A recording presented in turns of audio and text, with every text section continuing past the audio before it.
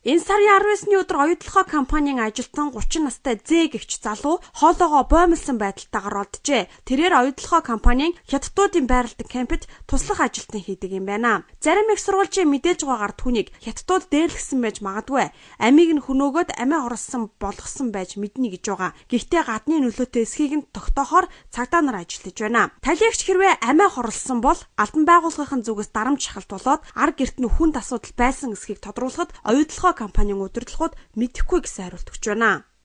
Энэ оны 19-ний өдөр нэг эрэхтэй амнасаа алдсан байдалтай оролцсон. Энэ оюутлогоо төслийн хувьд бол маш харамсалтай үйл явдал болсон байна. Тэгээд тэр цогцыг олсон даруйданы яралтай цагдаа эмнэлгийн байгууллагуудад мэдгдсэн. За тэгээд төслийн талбай дээр бол соос эмнэлгийн баг ажилтдаг тэр хүмүүс маш яралтайгаар очиж эмнэлгийн туслалцаа үзүүлэхийг оролцсон боловч харамсалтай оройдсон байсан. Тэгээд энэ асуудлыг бол цагдаагийн байгууллага шалгаж байна. Гадны нөлөөтэй юу нөлөөгүй юу гэдгийг бол цагдаагийн байгууллага эзэлж тогтоох.